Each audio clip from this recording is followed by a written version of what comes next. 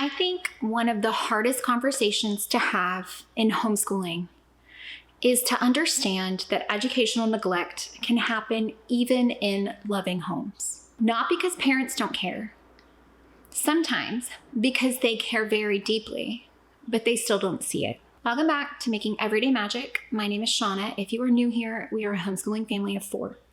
We are entering our 10th year of homeschooling. And today I want to come here and I want to talk with you about educational neglect. And it's a conversation that I think is very overdue.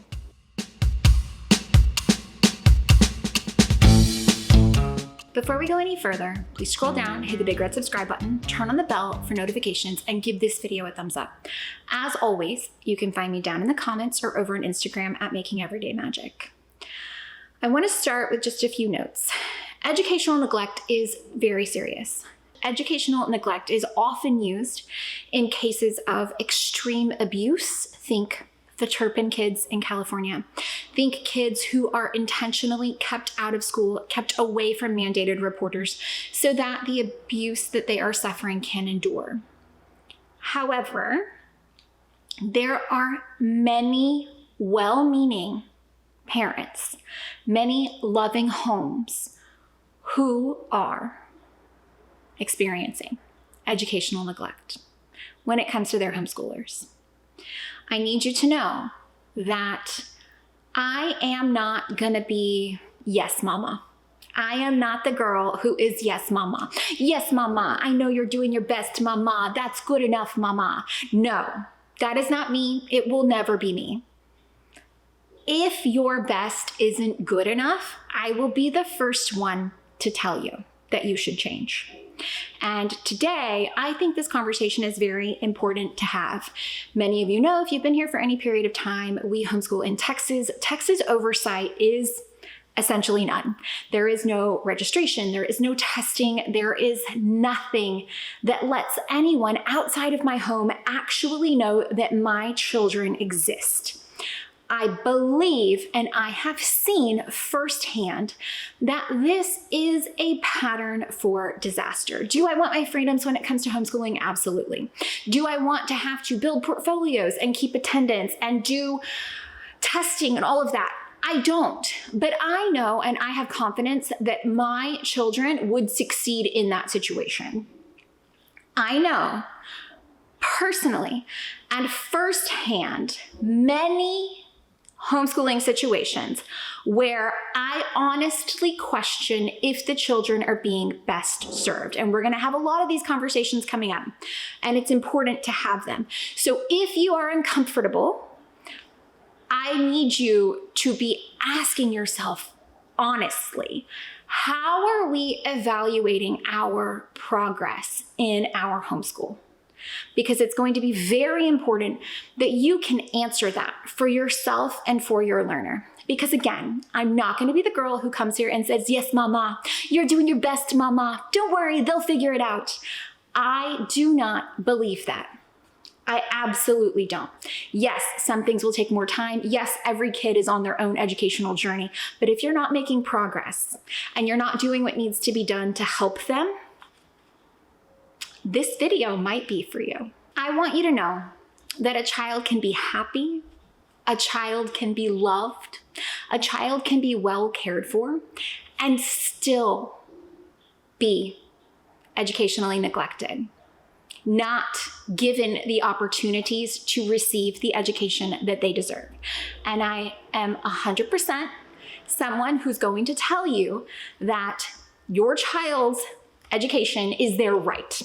So if you cannot be the first person, the best person to provide that for them, you need to put them somewhere where they can receive a proper education. Now, a lot of you are going to scroll on down to the comments and get mad at me and get angry because you're going to say that the public schools don't provide that or the brick and mortar schools don't provide that. And how dare I say such a thing? If this speaks to you, you know it does. I need those of you who, like me, have seen red flag behavior from well-meaning families, from families who were called to do this, from families who have invested tons of energy in the pursuit of homeschooling. I need you to go down in the comments and give me your firsthand real-world accounts. Maybe you've done it. Maybe you recognized that you, in fact, were not best serving your learner. It is an important time of year when we need to come together. We need to discuss the things that are uncomfortable so that every learner who deserves a high-quality, great education can get the education that they deserve. Parents can be deeply committed. Parents can be well-informed. Parents can be well-funded and have the best of intentions and still be educationally neglecting their children. Within homeschooling communities, I know you've heard it, I've heard it, there is a push against a traditional school model. And often that comes with testing, benchmarks, standards, grade levels, reading levels, ability to read, ability to recite math facts. There's a big push that comes back against that. And with that push back against testing and benchmarks and all of those things, it often can sound like what is being said is that kids will get to it when they're ready. Everybody learns to read eventually. Nobody goes to high school, without being potty trained, those kinds of things. However, yes, some instances kids will be so passionate about the things that they are uncovering that they will take the path that leads them to learning to read on their own. That's totally possible. Absolutely. Is it likely? It's not. Is it going to happen every time organically and on its own? It also is not. I want to come here and I want to tell you that sometimes it is very difficult to face the reality that what you have chosen, what you want, what you are passionate about doesn't always best serve your learner. So it's so important to me right now that we get honest with ourselves. Are we the best educational path for our children? Are we honestly? I tend to get my feathers in a ruffle when I hear people describing things like unschooling, when people talk about, you can learn all your fractions from baking. Can you learn fractions in baking? Absolutely. Is it a great way to incorporate that? Of course. Is it a fun and creative way to do this? 100%. Love all of that. But I am not foregoing an education in math because I can also implement fractions used in baking. I am not skipping teaching my children to read by taking my own personal path and delaying formal writing instruction. There's often a misconception that when you hear that people are taking a less rigorous approach or taking a less structured approach or taking an approach that is simply less traveled, that equates to doing nothing, doing less, and therefore it just works out. That's not how it happens. This is the most prevalent when people discuss unschooling. Unschooling is not no schooling. And I don't know where this wild idea popped up. Unschooling is not the absence of an education. Unschooling, everything that I know about it, looks like the hardest, most intense form of an educational path on the parents, on the people who are fostering that education, because you are deep diving the things that your kids are inherently interested in. This is not less work. It is more work. It is more setup and it is more involvement when your kids do have these natural interests. It's your job to make sure that you can build an entire well-rounded education around what they are interested in a way that is organic and natural. However, it is still education and it is still progressing. And that is so important. Now, there tend to be two kinds of camps when it comes to creators. And camp one is school is bad, trust the process, kids learn naturally and everything works out. And then there's camp two, which is rigid academics, constant testing, and traditional expectations as far as education. Here is the deal. No. I'm going to tell you that I am proudly in some sort of weird hybrid third camp. Can kids learn organically? Can they be interest-driven, to be inspired, to dive deeper, to learn harder, to pursue further? Absolutely. But do my kids have some structured school hours? Yes, they do. Do they learn how to read from a phonics program? Yes, they did. Do they have structured math programs that will set them up and prepare them for both high school, college, and whatever path they choose to pursue? Absolutely, they do. You can be both. You can foster the curiosity, the passion, the intent, and the wonder that is homeschooling your children with an educational outcome that serves them as well as they will ever need in any path they ever choose to pursue in life, while giving them that grace of a wonderful home learning environment. We do have a lot of conversations coming up very soon about kind of misconceptions, things that are outside of the box, things that people aren't putting the two ends together in a way that I feel like makes sense for us. And I think it's so important to have these conversations because homeschooling is what we make it. And you guys know, if you're secular homeschooler, if you found this channel, this place is not the norm. It is not what you're hearing. It is not the way that homeschooling has been done or is often spoken about the loudest. But it is important to me to share what homeschool can be. And it can be both a deep and wonderful education for your children and the place where they can learn creatively.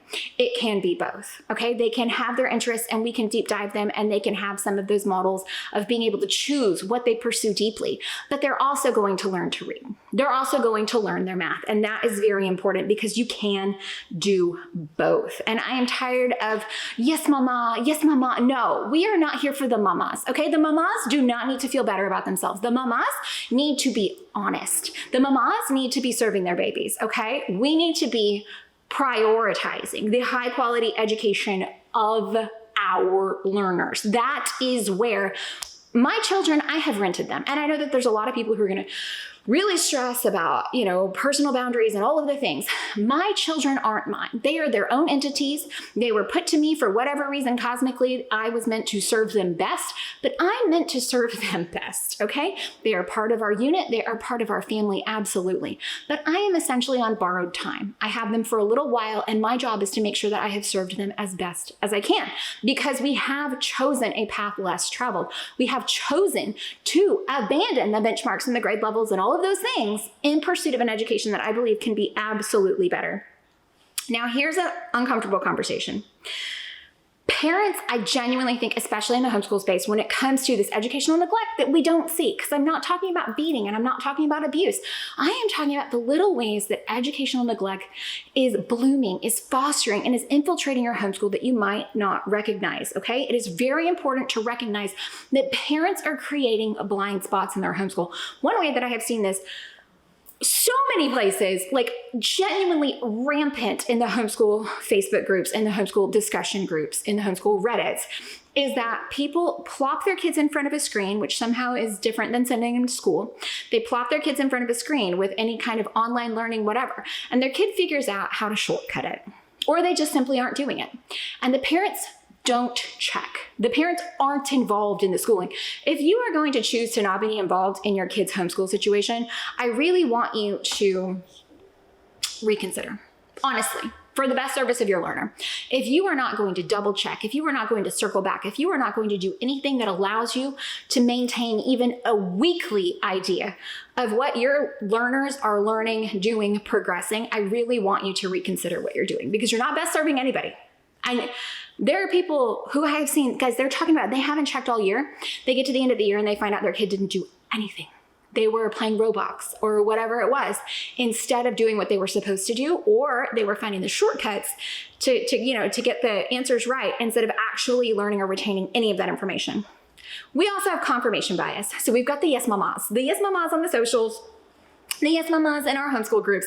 It's not you, it's the kids. It's so hard. Well, guess what? Your kid is the learner. Your kid is the product.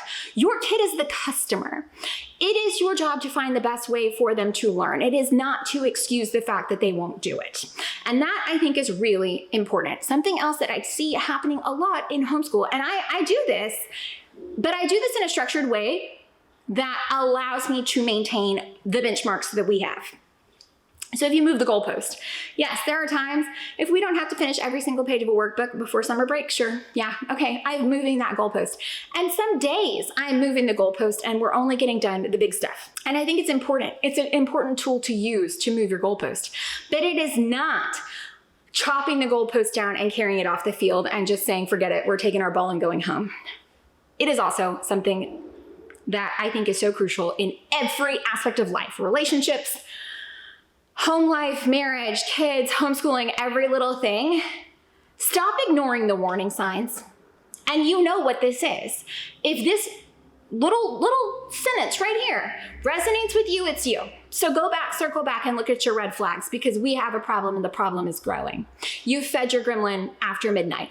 It is so important that when the check engine light comes on in any aspect of your life, you check the gosh forsaken engine, okay?